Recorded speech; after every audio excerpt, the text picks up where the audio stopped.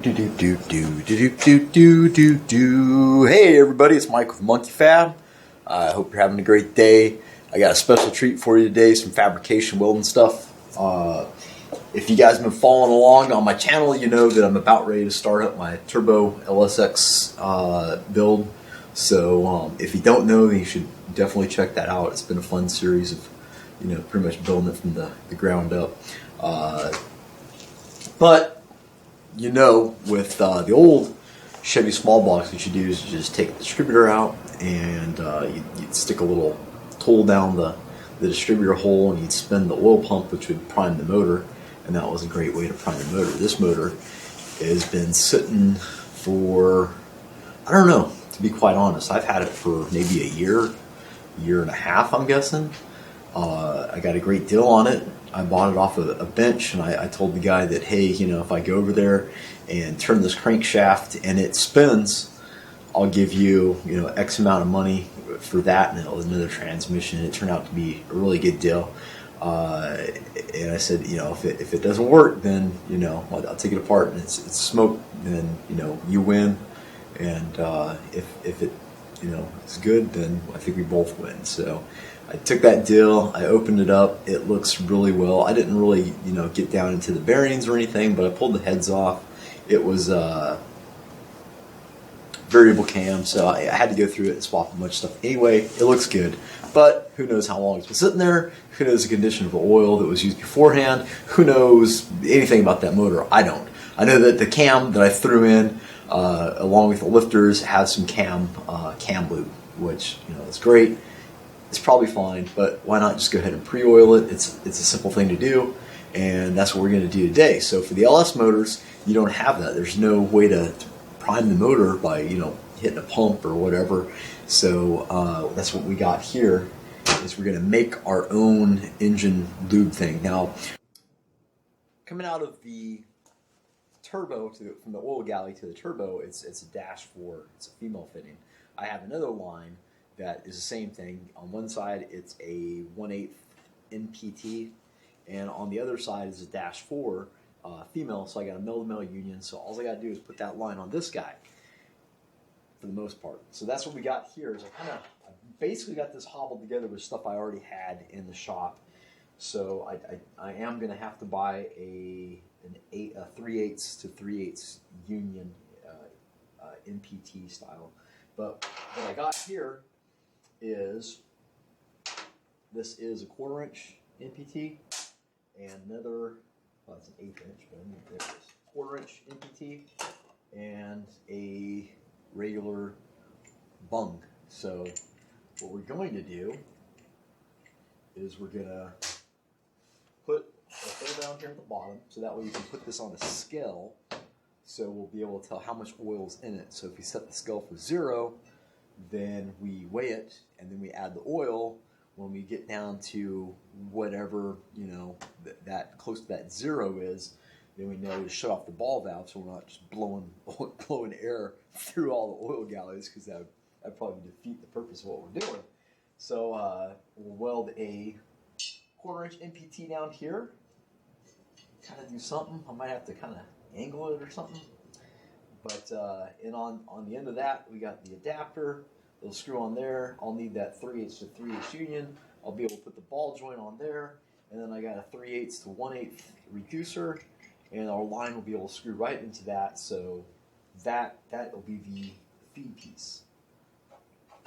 Just got to figure out what I'm going to do as far as angle it, because I don't want to have it on the scale and have it pointing at the dirt, or have it pointing up or something. And then on the top, we'll need a place to put our oil in. So I'll cut a hole, probably here, I'm guessing, as good as any. And we'll drill a hole in there, and we'll weld this on, so that way we'll have a nice port to fill this up with oil. And lastly, we'll put another 1/4 inch NPT on here somewhere, so that we can put an air line, hook a hose to it, put regulated, 40, 45 PSI air into the tank, crack the ball valve.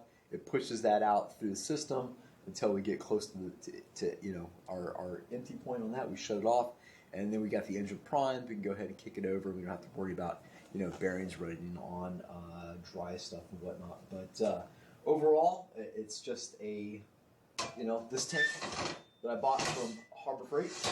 I want to say it's $20, but I think everything from Harbor Freight's $20 in my mind. So I don't know. It could be, could not be. This guy probably like $20. You can find them on eBay, and it's just a Nizier. So you make sure you got mild steel. It'll come with an aluminum top, and then just some mild steel bungs put in there. The thing with these bungs is when you're putting them in, they're NPT stands for National Pipe Tapered. So what that means is that it only goes one way. So if you put the bung the wrong way, because you got your head up your ass, you're not really going to be able to work. So be sure you check it to make sure you know which way the bungs go. So without further ado, I think we'll get to cleaning some of the paint off of this, where we're going to do our drilling at and do some drilling and stuff.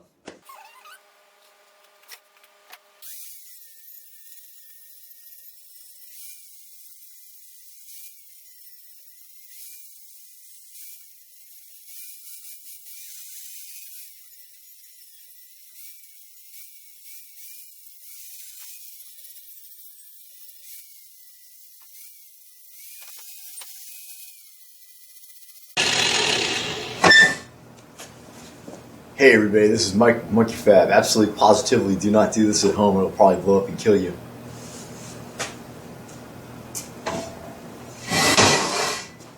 You gotta have that disclaimer in there, Someone will be like, I don't know what happened. I took my paintball gun and pressurized this tank to 1400 psi and it blew up. It blew my balls right off. It's all that Monkey Fab fault. I never should have trusted you, goddamn Monkey Fab. Or something like that, right? Alright, so we got our spots for our little dills, and now we just gotta drill them out. And I have, there it is, yeah, about that. Doing it now. Yes, we're doing it now. You right about now. Great. This one's going to be complicated. Why do we have to get? It's going to be hard too, but these caps are like super thick. Didn't feel super thick.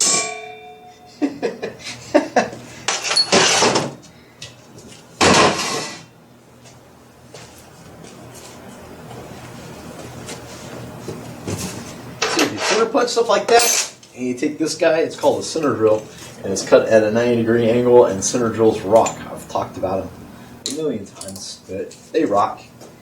Use the center drill. It'll keep your shit from walking all over the place.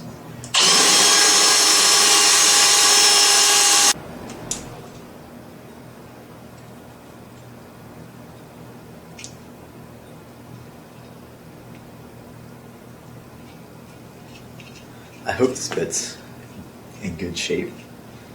I like to go a little bit smaller than whatever it is I have to weld on. That way I can just set it on top and weld kind of carelessly. It makes it easier. If you got something that actually like sitting in there, then it's just kind of a pain in the ass. So I will throw. I like using this Tap Magic, although I don't like inhaling it. Probably a much better way to do this, like say in a vise or use something to hold it in place.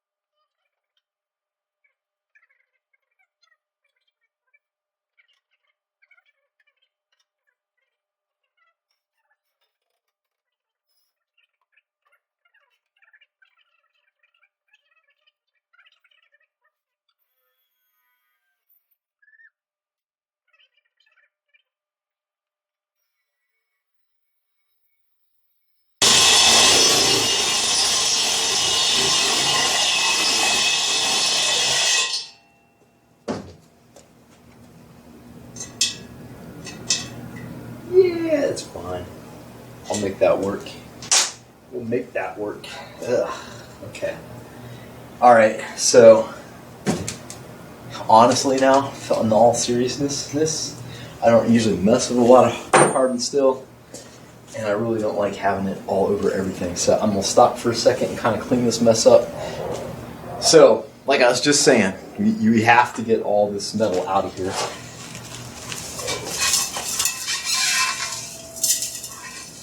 So you don't want that obviously pumping through your engine, so we're going to have to get that out of there.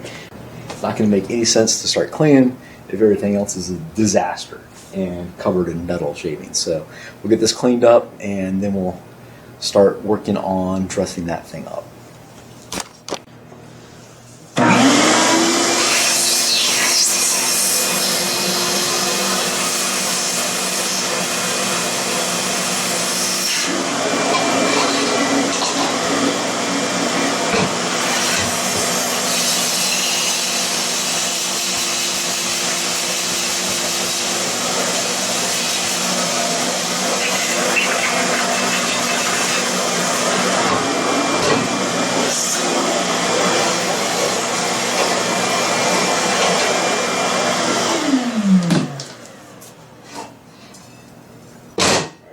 Just a few. So anyway, none of that really matters. We still got to address all this. So if you look on the cuts here, should I give you the close-up?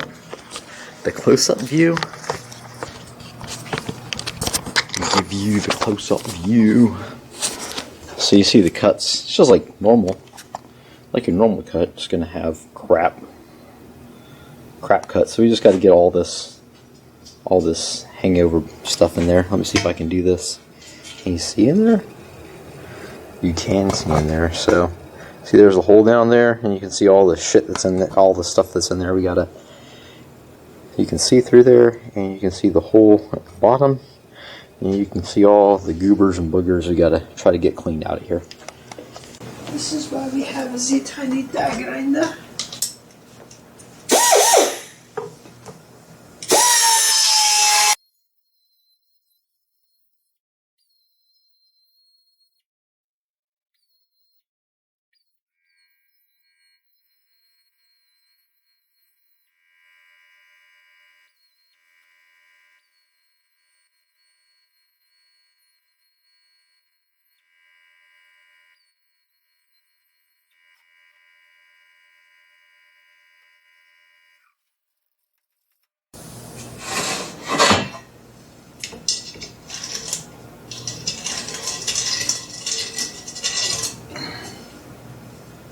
Alright, they're all cleaned out on the inside, but the thing is still full of crap, so I'm going to shoot some carb cleaner in there.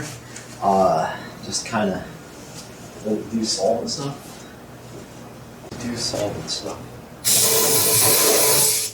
And then we're going to light a match. We'll light a match and it'll be fun. We'll see what happens.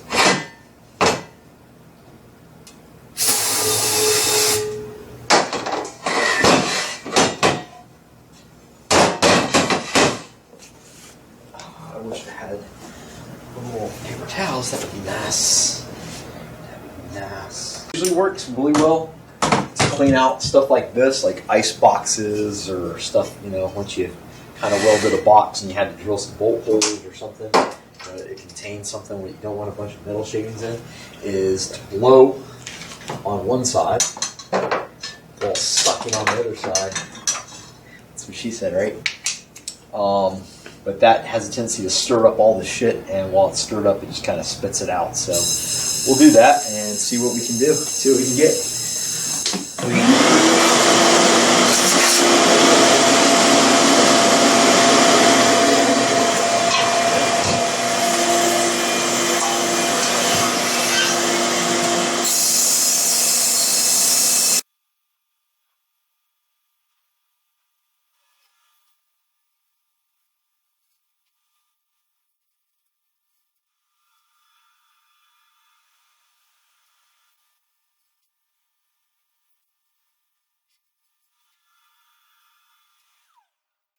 I like to say that I invented that technique.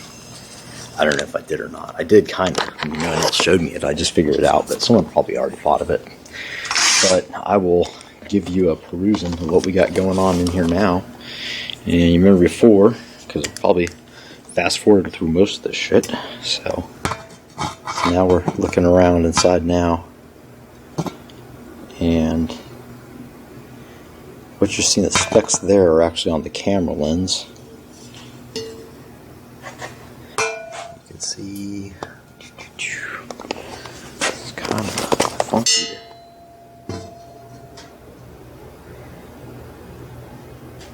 Yeah, the specks are the light shining back on the camera lens. So the inside it's pretty damn clear. I don't really see much in there at all, but nothing beats the shake test, because that's a dead giveaway. I hear nothing. So I'm willing to call that good. Whew, getting warm. Team Baby Soft, got my Team Baby Soft tee on. My homie Mr. Cameron Powers sent that to me.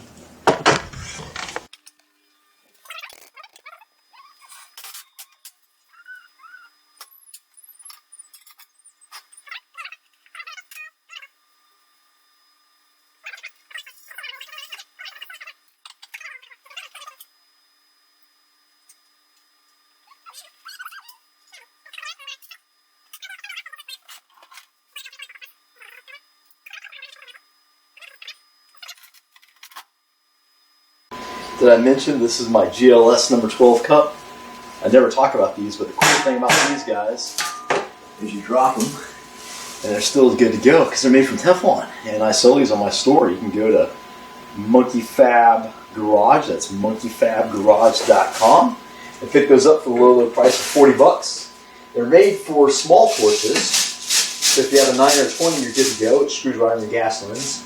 And if you don't, if you have a stubby gas lens, will screw right onto that if you have like a 17 or I think it's called 26. But if you don't have either of those, and you just need a new gas lens, I sell them as kits too. For just $30, you get the lens, the insulator, and the collet. Pretty good deal. Man.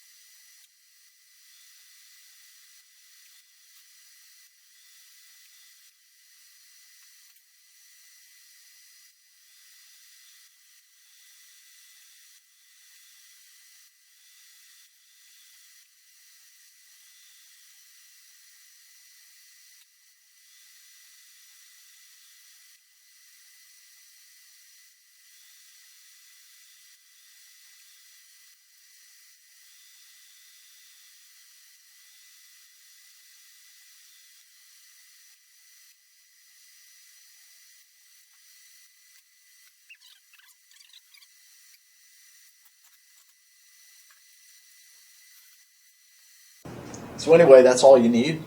We're all done here. I got the cap, so you pour your oil in there. All I'm missing is my 3/8 union to hook this guy up, and I was able to weld that on pretty flat. It's still kind of warm. See, I just kind of cheated it right there at the end, and I'll put the pressure in here, and it's already got a pressure gauge on it. I go about 45 psi, and for like $50, you got yourself something to prime your engines with, and it's not a bad, not a bad deal. You can do it in the stock sensor location if you don't, have something like the turbo thing going on to the oil gallery like I do. But however you do it, you do it. So that's how you make a homemade engine primer. And again, be careful. I mean, you're dealing with pressure vessels. That can be, dangerous. The safety people want me to say that. Make sure you got good welds. If you don't know what the hell you're doing, then don't do it, because this could really blow up and hurt you. But otherwise, it's not a bad investment for something to, protect your engine. It's probably a lot more expensive than this. And your buddies will want to borrow it too, so maybe you can rent it out to them, make a few bucks. I hope. We're about ready to prime it. I got this guy hooked up opposite of what I should when I run it, so the line going in is out and out is in, and then it's set here. We pressurize my pressure on I got a regulator over there on the wall, right? Yeah, and it's set at 45 psi, and we put this on a scale. So my idea is that I should, see, I push it and it moves. I'm going to go ahead and put a quart of oil in this thing and then zero it. And then we're going to put 5 quarts in there, and then I'm going to pull the valve, watch it go to 0, shut it off. I should, put 5 quarts of oil into the engine without blowing air all through the oil galleys, which is something I don't want to do. And will it work? I don't know. I've never tried, but we'll find out. The shop is an absolute disaster right now. Absolute disaster. I'm trying to bang away on this. Some of my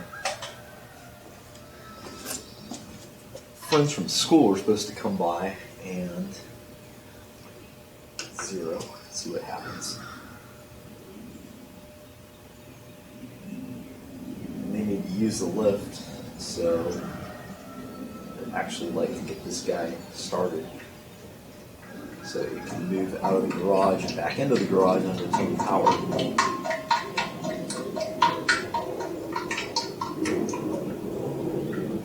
That would be fabulous. Okay, so that works. That added like a pound and an ounce. Okay, so I'm zeroing with 1 quart of oil in there.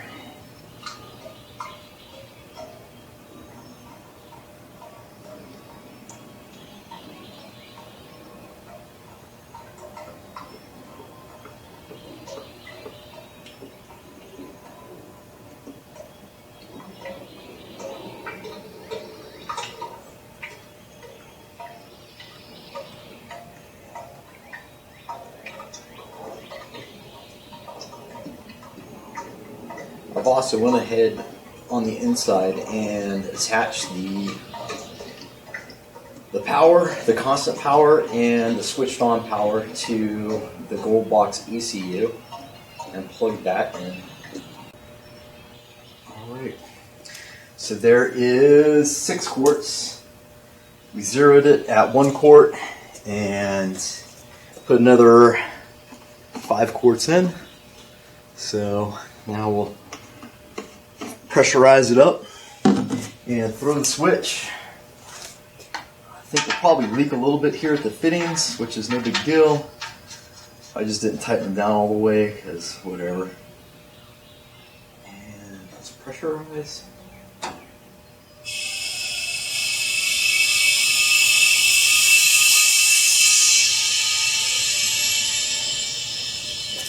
Alright.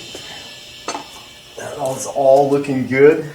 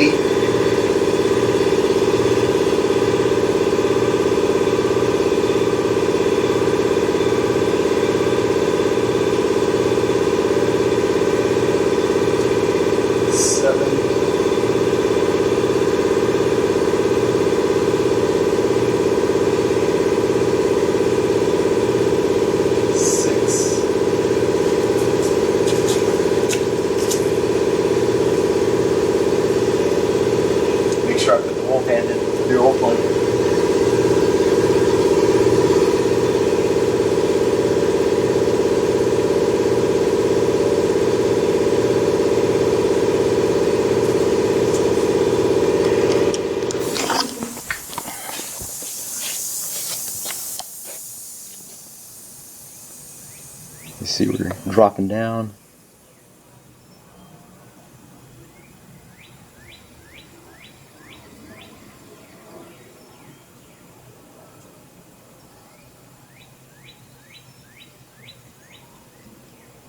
Not sure why it's decided to go slower. If it's just like, hey, it finally filled all the galleys up and now it's pushing oil through all the clearances. But that's alright. So we're at like, it says 50. On my wall it said 45, so that's cool. I hear a slight leak somewhere, but it might be my, it might actually be my little quick disconnect. So that's cool. It's cool. It's kind of working. I only have 4 minutes left in the video. That took a lot longer than I really anticipated. It'd take you like maybe 5-10 minutes. But it went down to 0. Actually went to like negative something, and you can't really see in there, so it doesn't really matter. But realize that you know, it's got a quart left in it. When you do get done with these guys, you just shut the shutoff valve off. Close your air going into it, and then turn this to bleed out the air. Once the air is bled out, then you can open it up or take your fitting off, and that is it. That's it for the fancy pre-oiler dilly mabobber. I checked the oil level and it is good to go. So I believe I'm going to swap these lines around back the way they're supposed to go, and probably give this thing a shot, see if I can fire it up. Okay, so oil's in it. You check the oil, it's good. I kind of jerry-rigged that filter for right now. Everything I think should be sorted, I think. So we'll see what happens. Hopefully that'll work. Just want to hear it kick. Just want to hear it kick. Go boom boom, boom boom boom boom, and be happy. Not the boom boom and blow up. Boom boom and be happy. Be a happy car. I'm trying to bring you back to life.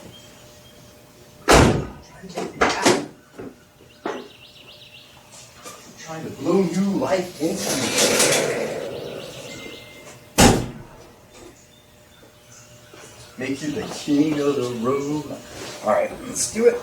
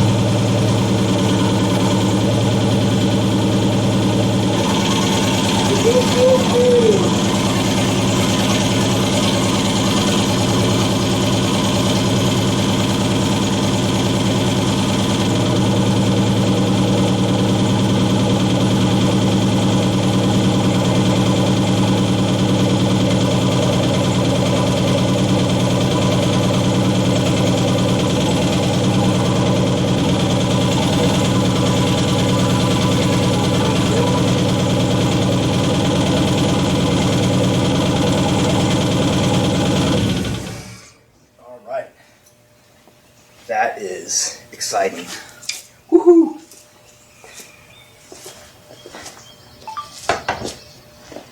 I had to get one for my Facebook too. So close. All right, well, that was the first startup. It actually went pretty well. You know, we still got to finish off the exhaust system, and there's like a million things I got to button up, but it feels good. It always feels good when that happens. And nothing tragic happens. Knock on wood. I got wood somewhere.